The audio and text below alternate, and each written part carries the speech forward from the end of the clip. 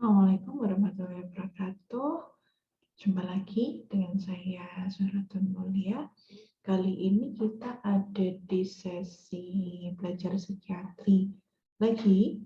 Jadi menyambung dari yang sebelumnya ya tentang psychiatric examination. Jadi untuk saat ini kita akan membahas kelanjutan materi tersebut. Nah, terlebih lagi kita akan khusus untuk saat ini seperti yang saya janjikan sebelumnya tentang pemeriksaan status mental. Oke, udah siap? Udah siap untuk belajar? Oke, kalau belum, siapkan dulu. Boleh sambil bawa minuman atau camilan gitu ya, biar nggak ngantuk belajarnya, biar semangat. Oke, saya siapkan dulu. Nah, oke, pada pertemuan kali ini kita akan membahas tentang mental state examination. Ngapain dok? Kok perlu diperiksa?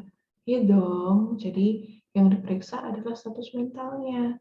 Baru nanti akan membantu kita menegakkan diagnosis. Di pertemuan sebelumnya saya sudah sempat menyampaikan contoh dari multiaksial diagnosis ya. Masih ingat? Untuk case pertama, help me, I cannot endure it anymore. Saya harap masih. Kalau seandainya lupa, boleh dicek di video yang sebelumnya ya. Disclaimer-nya tetap sama. Oke? Jadi ini khusus untuk mahasiswa Fakultas Kedokteran, stase dokter muda, atau yang ingin memperdalam materi tentang psikiatri. Bukan sebagai pengganti dari pemeriksaan klinis ataupun proses terapi yang sudah berjalan. Ya, dan silahkan untuk memperdalam materi dari textbook ataupun jurnal. Oke. Previous video psychiatric examination. Jadi kurang lebih tayangan slide-nya seperti ini ya, psychiatric examination. Boleh dicek lagi. Oke, kita masuk pada mental state examination. Ada beberapa komponen status mental yang wajib mutlak harus diisi dan dicari ketika proses pemeriksaan. Saya sudah sampaikan di pertemuan yang sebelumnya bahwa mental state examination must be evaluated during anamnesis. Jadi selama proses anamnesis, kita periksa status mentalnya. Apa aja? Yang pertama, appearance and behavior. For the second, motor activity, or maybe you may hear about psychomotor. Yeah, it's similar with motor activity. For the third, mood and affect. For the fourth, speech, and then thought process or form. And then perception, risk assessment, insight, judgment, and for the last is cognitive assessment. Pelan-pelan kita bahas satu-satu. Oke, kita masuk ke yang pertama mengenai appearance and behavior. In case agak sulit mengilustrasikan daripada nanti saya keliru memasang wajah orang, sementara saya ambil ilustrasi kurang lebih seperti ini ya. Sekilas secara objektif kita melihat sebuah ilustrasi gambar seorang pria, rambutnya naik semua, tampak sedih, mengenakan sweater atau kaos panjang warna merah, dengan tangan posisi masuk ke dalam saku. Oke, appearance-nya seperti itu. Sama, ketika kita melihat pasien kita, appearance and behavior-nya seperti apa, itu harus segera dievaluasi secara subjektif. Jadi di sini merupakan suatu kondisi personal identification. Brief non-technical description of the patient's appearance and behavior. And then attitude toward examiner can be described here such as kooperatif. Apakah pasienmu kooperatif, mampu menjawab pertanyaan, tanya jawabnya bagus, atau atentif, penuh perhatian, full perhatian ke kita, interested, cukup berminat, atau justru seduktif, merayu, menggoda, atau sikapnya defensif, bertahan, ingin cerita, atau justru hostile, menyerang, atau justru playful, pengennya main terus gitu. Ya, jadi sifatnya personal, sifatnya objektif. And then when you have to get general description for your patient, you need to evaluate it on posture, clothes, grooming, hair, nails, looks healthy or sickly or angry or frightened or apathetic. You can choose here. Tapi tidak terbatas pada hanya ini saja, ya. Barangkali pasienmu menunjukkan tanda-tanda kecemasan. Kamu jelasin di general description-nya. Ada nggak sih kontak matanya yang dilakukan? Tuh. Oke, appearance and behavior. Yang pertama appearance and behavior ya. Kita masuk yang kedua, terkait motor activity or psychomotor. Nah, ini ada contoh kan. Jadi goyang-goyang, terus barangkali ada peningkatan psikomotornya naik, jadinya gelisah, udah marah, tuh ya. Ada beberapa pergerakan yang abnormal, barangkali ada tics, ada mannerism, ada posturing, ada correct attitude, ataupun dyskinetic movement. Entah itu psikomotor yang meningkat atau psikomotor yang menurun, kita perlu membuat suatu catatan. Apa sih yang ditunjukkan pada pasien kita? Nah, yang ketiga, kok ketiga dok? Iya, tadi kan sudah dapat 1, appearance and behavior. 2, ayo apa tadi? Masih ingat? Oke, jadi yang pertama tadi adalah general descriptions ya.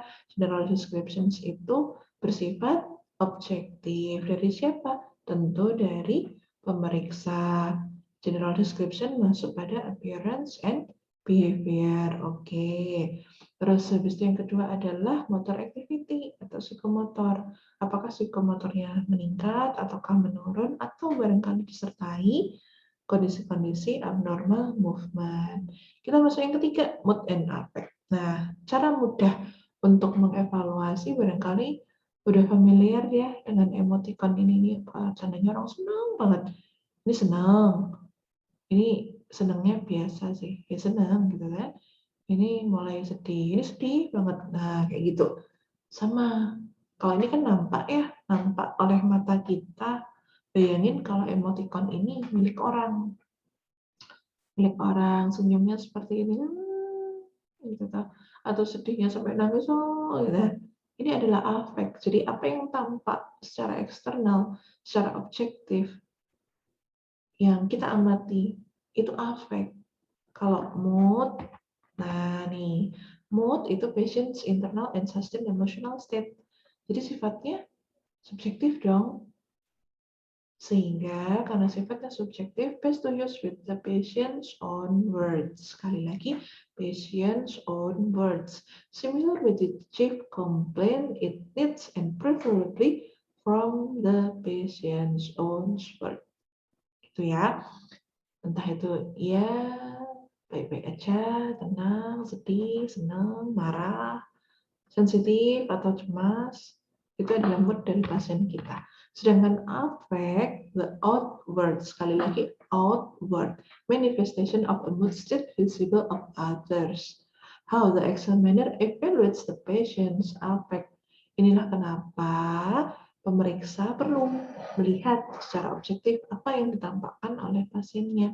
Emoticon ini hanya sekedar membantu teman-teman di sini untuk melihat, oh gitu ya maksudnya dokter Uul. Tuh, oke.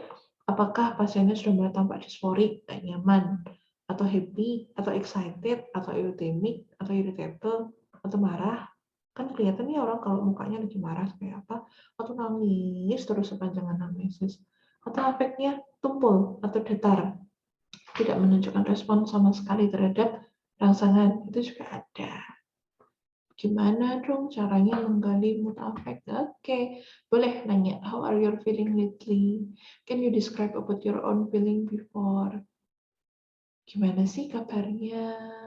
Apa kabar? Kira-kira dalam 1 atau 2 minggu terakhir gimana suasana perasaannya? Mau cerita enggak? Gitu, ya. Jadi tidak hanya bertanya lagi seneng ya? Enggak. Jadi kita perlu untuk melakukan eksplorasi terkait mood tersebut. Karena nanti kita perlu menselaraskan antara mood dan afek serasi enggak? Antara mood, afek, proses pikirnya cocok enggak? Antara mood, afek, sama perilaku dan pikirannya cocok enggak? Gitu. Oke? Nah, udah dapet ya, udah dapet 3. Sekarang yang keempat, speech, pembicaraan. Jadi selama anamnesis tuh fluency nggak sih ngomongnya, jumlahnya kayak apa? Adakah peningkatan ataukah penurunan? Dan speed-nya gimana? Cepet banget kalau ngomong, ribet banget kan ada ya orang yang seperti itu ya. Nah kemudian ada lagi tone, nada suara. Ini terakhir volume. Volumenya harus kuras dong, orangnya nggak dengar, ada penurunan fungsi dengar barangkali. Atau volumenya kecil banget karena nggak menguasai materi di kelas dok, jadinya takut gitu, jadi volumenya kecil barangkali seperti itu. Nah sekarang masuk ke perception, persepsi kalau bahasa Indonesianya pencerapan gitu ya. Nah di sini ini saya ambil dari buku Kaplan ya. Ada beberapa contoh seperti deja vu, derealisasi. Jadi derealization is perception that one surrounding, sekelilingnya, and events, kejadian, are experienced as if the person is detached from them, or that they are distorted, changed, or unreal. Jadi ada perasaan yang nggak real, gitu toh. Ada yang berubah, gitu. Padahal sebelumnya sudah pernah experience, sudah pernah dialami, tapi kok kayak aku nggak ngerti ya di mana ya ke arah sana. Iya, jadi bukan orang yang berubah itu enggak, tapi surrounding, sekelilingnya. Nah, ada lagi halusinasi. Jadi halusinasi, barangkali udah pernah dengar ya. Kalau halusinasi itu the experience of a perception, sekali lagi perception ya, that seems genuine yet occurs without an actual external stimulus. Jadi stimulus eksternalnya nggak ada, tapi dia mampu mempersepsikan. Dan kita masih pakai panca indera ya, panca itu 5, indera tiga indera, mulai dari auditori, pendengaran, gustatori, olfaktori, taktil, atau somatosensori, dan yang terakhir visual. Kalau halusinasi ini ada, ya ini masuk dari bagian gangguan jiwa. Bedanya sama ilusi apa dong dok? Oke, kalau ilusi itu inaccurate perception or interpretation of an actual perception. Stimulus eksternalnya ada, tapi salah mempersepsikan. Melihat lampu misalnya, ya harusnya lampunya itu warna putih dan memang warna putih. Tapi kalau lagi muncul ilusi, barangkali lampunya jadi warna kuning gitu kan, kelap-kelip gitu, bisa saja. Ada kelambu di kamar gitu kan. Tapi kalau lagi ilusi barangkali merasa itu adalah hantu gitu, mungkin saja. Dan ada Jamaisme. Oke. Jadi cara nanyanya gimana? Boleh kita tanyakan saja. Kalau di sini contohnya, have you ever realized something odd happened, such as hearing voices? Nah, kalau karena ini kita maaf kalau puts in half-half in English and Indonesia ya, karena ada keperluan lain kenapa saya mau menjelaskan ini half-half.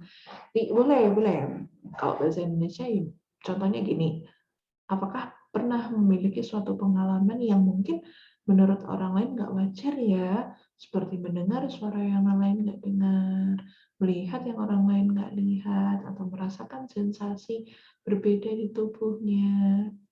Tunggu sampai pasien kita menjawab atau merespon pertanyaan itu. Atau ini, do you feel yourself in our environment change unlike yourself before? Barangkali mau nyari depersonalisasi atau derealisasi. Oke, udah dapat mood, udah dapat mood affect, persepsi sama speech. Kita masuk ke berikutnya adalah tough. Nah, ini agak banyak ya, terus terang ya. Kenapa banyak dok? Ya iyalah, manusia itu akan dianggap normal, dianggap baik ketika didapatkan keselarasan dari status mentalnya. Dan yang paling bisa dikejar pertama adalah thoughts-nya, pikirannya. Ini adalah contoh dari examples of disorder thought process or form. Jadi ada claiming, ada circumstantial, ada derailment, ada flight of idea, ada incoherent, neologisme, tangential, thought blocking. Nah, kalau kayak thought blocking ini contohnya gini, kita lagi ujian nih ya, ditanya sama penguji, tiba-tiba blocking, nggak ngerti itu mau jawab apa, padahal tadinya ada tuh di kepala. Ya, begitu kena blocking, hilang semua. Makanya dia bilang, loss of the goal of a communication and not being able to return to the topic. Aduh, tadi ngomong apa ya? Nggak bisa pada ngomong apa, lupa, nggak ngerti. Nah, jangan-jangan itu blocking. Adakah di sini yang punya pengalaman serupa? Beda dengan tangensial. Kalau tangensial itu responses that have only partial or remote connection to the original idea. Jadi gini, misalnya ya, ditanya suatu permasalahan gitu toh, kemudian menjawabnya tidak menjawab langsung pada pertanyaan itu, berputar-putar dan sampai akhir pun tidak pernah menjawab pertanyaan pemeriksa. Itu maksudnya tangensial. Beda dengan sirkumstansial. Kalau sirkumstansial itu yang namanya circumstance ya, berputar ya. Circuitous and overly detailed responses.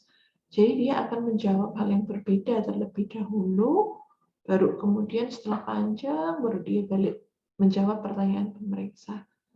Gitu bedanya. Terus ada flight of idea.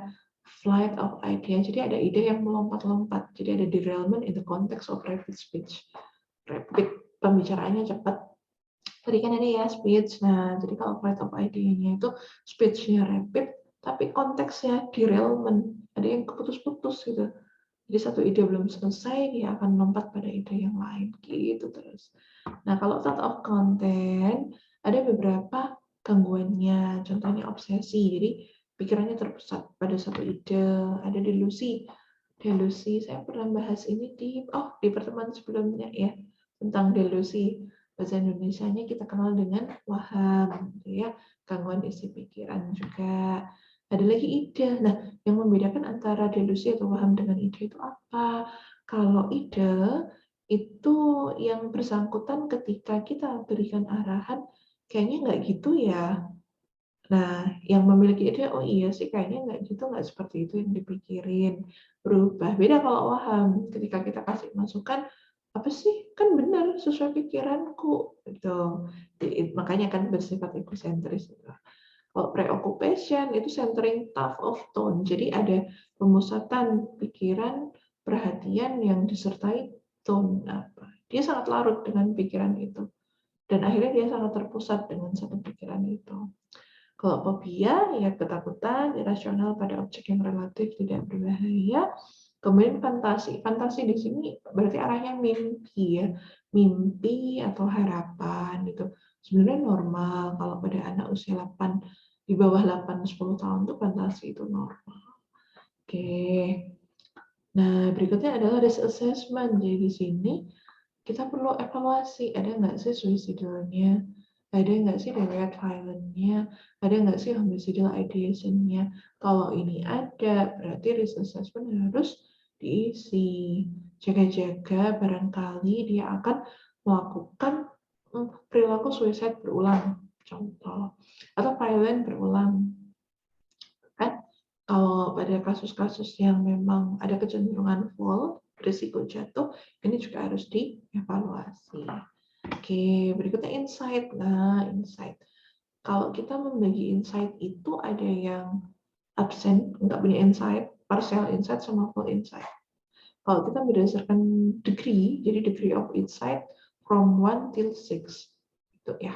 Jadi kalau jadi gini, kita balik dulu pada konsep insight. Insight atau tilikan itu merupakan pemahaman pasien terhadap gangguan jiwa yang dialami. Sekali lagi, gangguan jiwa yang dialami, bukan gangguan yang lain. Ya, jadi kalau insight derajat 1 itu dia sepenuhnya menyangkal terhadap gangguan jiwa yang dialami. Kok aku nggak sakit kok. Yang sakit itu yang nganterin aku. Padahal yang sakit ya pasiennya, gitu kan. Kalau insight derajat 2 dia ragu. iya ya, apa aku sakit ya? Kayaknya sakit aku, tapi kayaknya enggak. Nah, ragu kan dalam satu waktu diam. Iya sih, tadi di waktu yang enggak terlalu lama, enggak gitu. Itu insight derajat 2.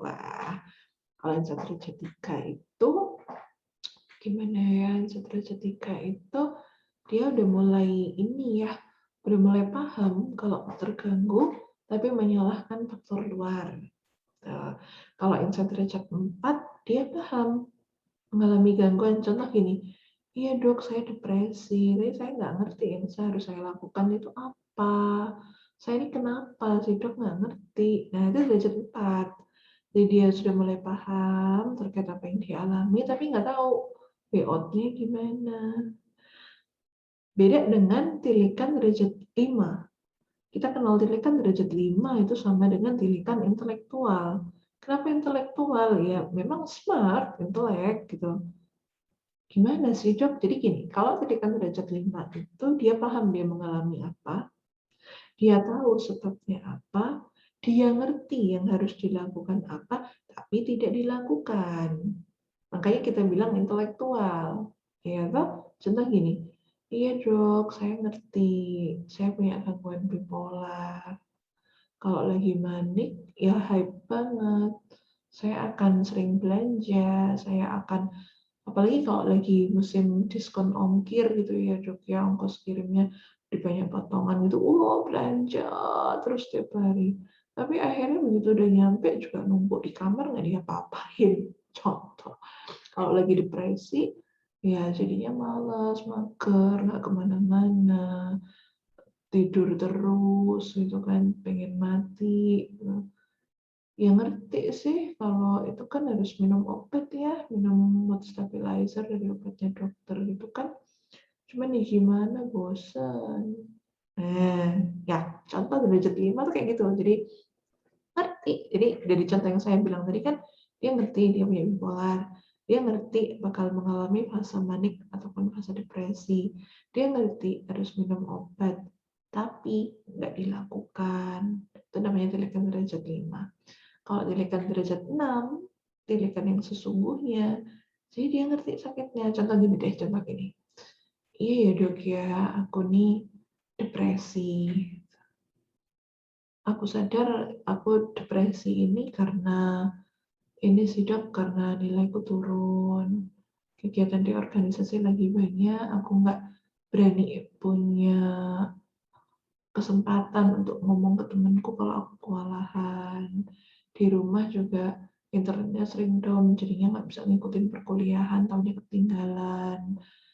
Aku ngerasa terpuruk, aku nggak ngerti caranya ngerjain tugas, konsentrasiku hilang, aku merasa nggak pantas untuk kuliah ini.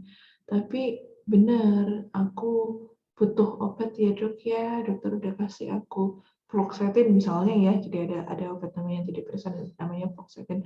Aku dapat fluoxetine, untuk dosis awal aku minumnya 20 mg, dan itu ngebantu banget sih dok, aku minumnya pagi hari. Aku juga ngikutin kok anjuran terapinya, dan mulai besok aku ikutan psikoterapi ya dok ya, misalnya gitu. Nah, berarti kan dia ngerti, dia depresi. Sebab-sebabnya dia jelas ngerti apa yang harus dia lakukan biar nggak memperburuk kondisinya, dia harus minum obat rutin. Dan sudah mulai mengikuti anjuran psikoterapi itu, tilikan derajat 6. Itu ya, tilikan yang sesungguhnya. Nah, kita masuk pada judgment. Kalau judgment ini pertimbangan. Ada social judgment dan ada test judgment. Oke. Cognitive assessment sekarang ya.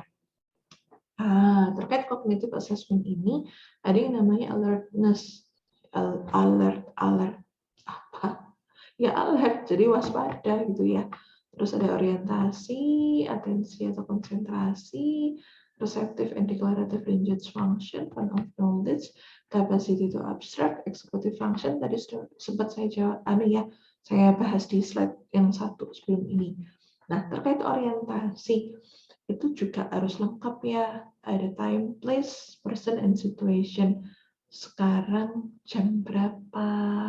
Sekarang pagi, siang, sore, atau malam, Pak? sekarang berada di mana, barangkali mau tanya please. Tadi kesini sama siapa, ini di sebelahnya Bapak ada siapa, situasinya saat ini seperti apa ya Pak ya, apa dirasa ramai, atau terlalu sepi, atau gimana. Itu ya, mengenali orientasi. Kemudian untuk atensi atau konsentrasi, kita boleh kok nanya apa soal hitungan barangkali ya, entah itu pengurangan ataupun pembagian atau justru reverse word. Contoh gini, kalau subtraction itu yang gini, 100 dikurangi 7 berapa ya? Kalau dikurangi lagi berapa? Kalau kurangi 7 lagi, kurangi 7 lagi, hitung serial. Ya, hitung serial sampai 5 siklus.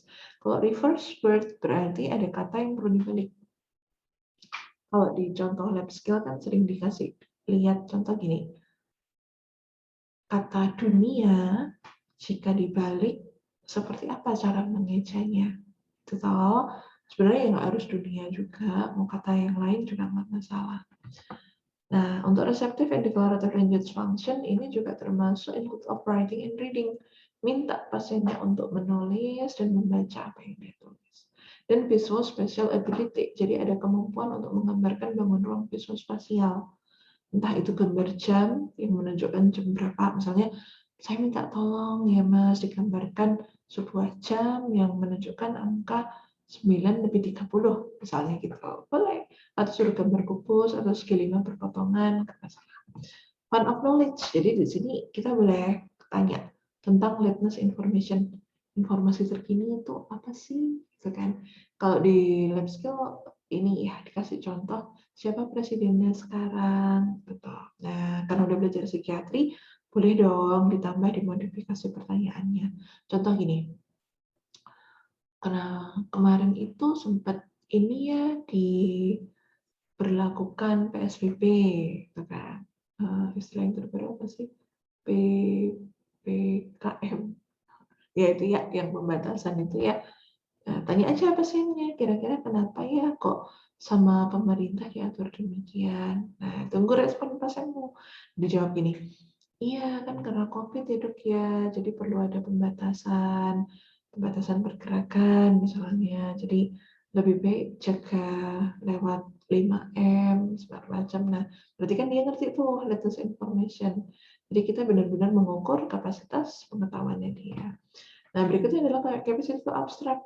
Jadi boleh kasih pertanyaan, misalnya apa yang persamaan ya, persamaan atau perbedaan, misalnya apa ya persamaannya bola dengan jeruk, contoh.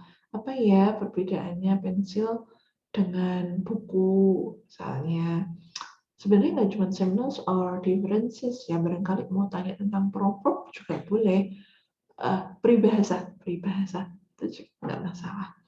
Dan yang terakhir adalah executive functions. Jadi kalau tadi kan sudah udah ngomong ya di slide yang satu sebelum ini tentang insight ada absence, partial atau full insight. Kalau berdasarkan degree 1 sampai 6 gitu ya. Cara nanyanya gimana dong dok? Ya nanya aja. Understanding about their condition or need of therapy. Dari apa yang sudah disampaikan tadi sebenarnya Ibu merasa mengalami apa ya Bu ya? Kira-kira untuk saat ini sudah butuh pengobatan nggak sih Bu? Gitu. Does the patient understand the consequences of his actions? Ini merujuk pada judgment. Did and how his or her understanding affect him? Contohnya gini. Kalau yang judgment itu, kalau di buku lab skill itu gini ya, seandainya menemukan dompet di tengah jalan, mau apa? Gitu. Boleh diganti yang lain. Seandainya lagi ikut belajar seperti ini, tiba-tiba hujan deras. Orang tua meminta bantuan kita untuk mengambil jemuran. Apa yang mau dilakukan? Judgment-nya gitu, cara mengevaluasinya. Dan jawaban dari pasien itu juga dievaluasi lagi. Sesuai nggak dengan norma sosial yang berlaku. Okay, then you can summarize what you find when doing anamnesis. Apa ya tadi mulai dari general description ya tentang appearance and behavior hingga akhir daripada cognitive assessment kita lakukan summarize. Dapat apa aja di summarize, disimpulkan gitu ya. Nah, masih ingat nggak kasus ini? Di video sebelumnya saya sempat ngomong ya, kasus judulnya Help Me, I Cannot Endure It Anymore.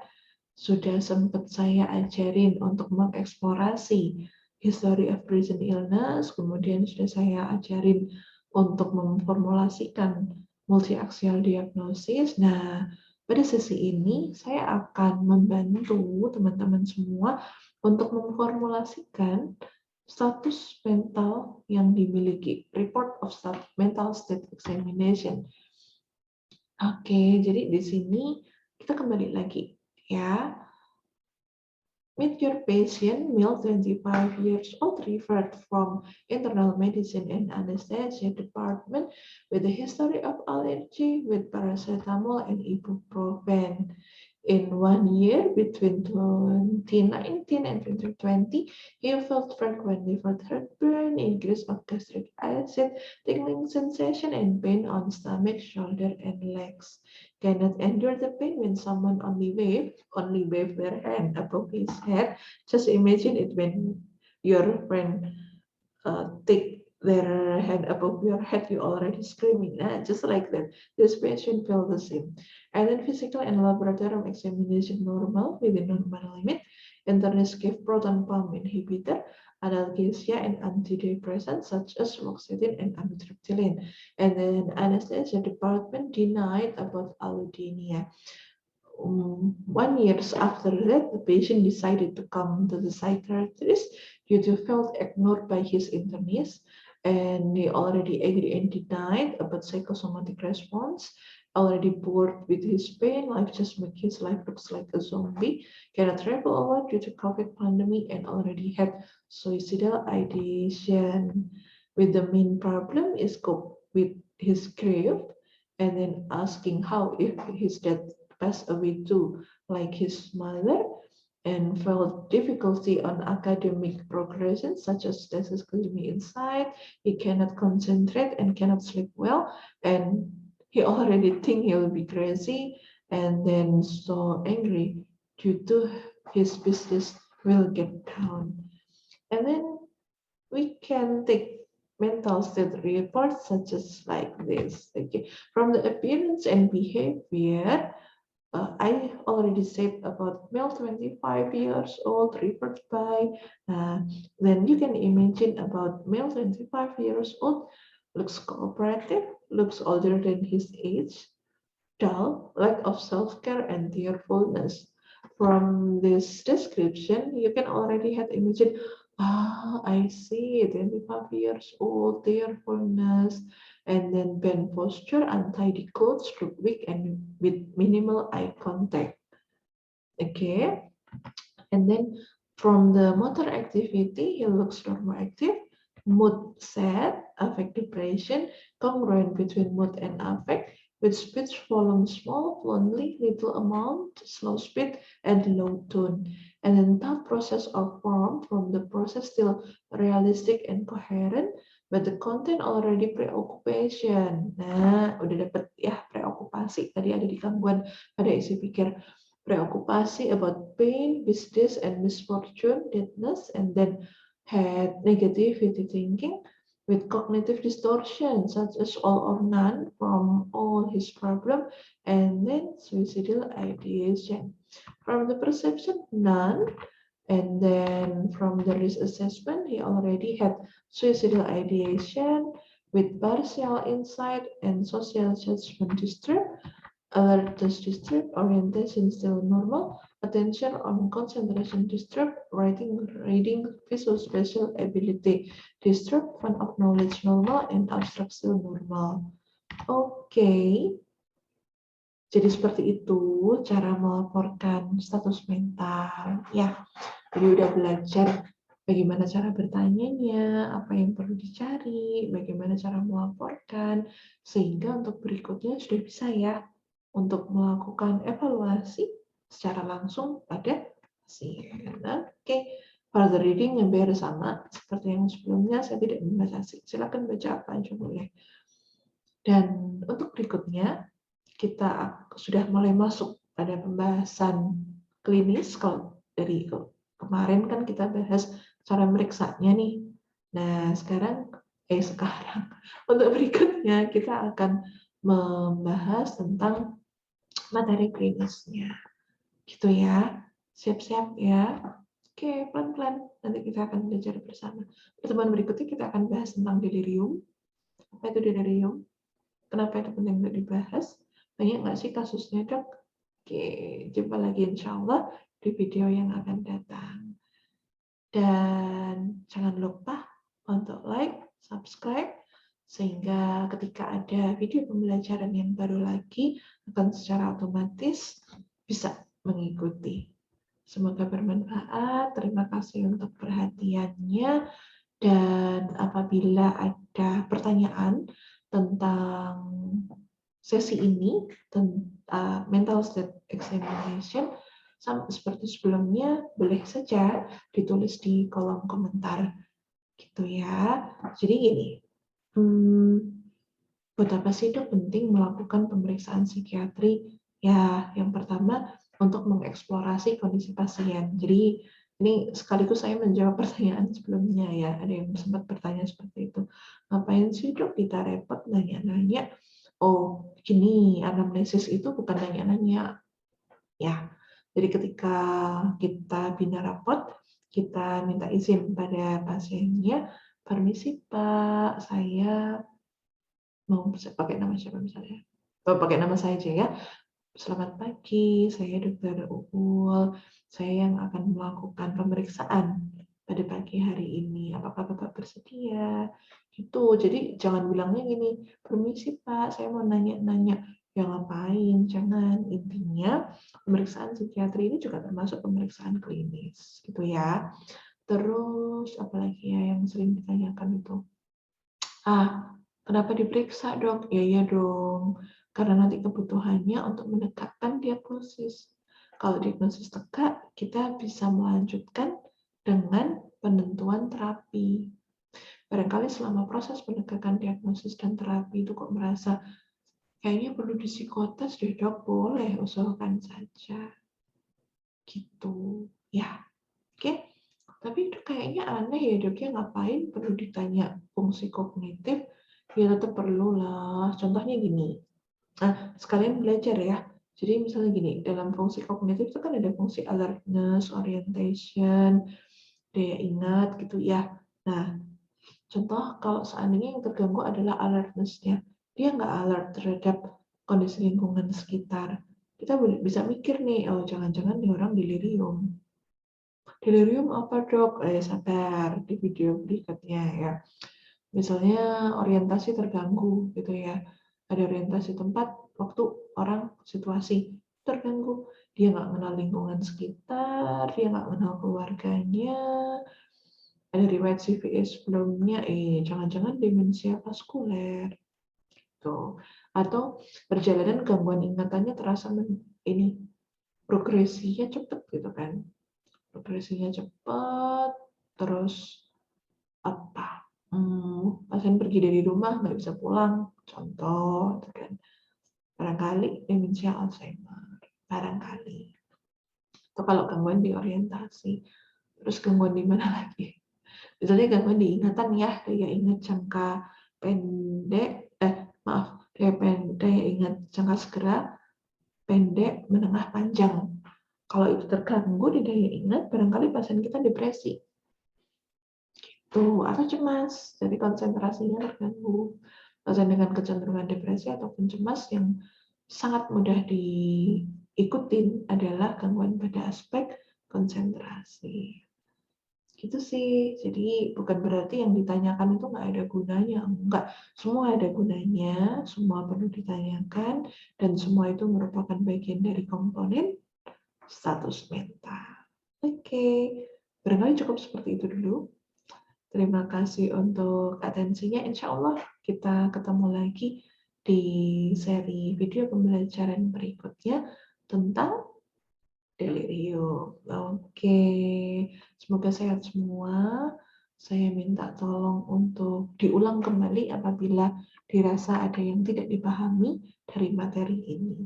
Dan jangan malu untuk bertanya. Oke?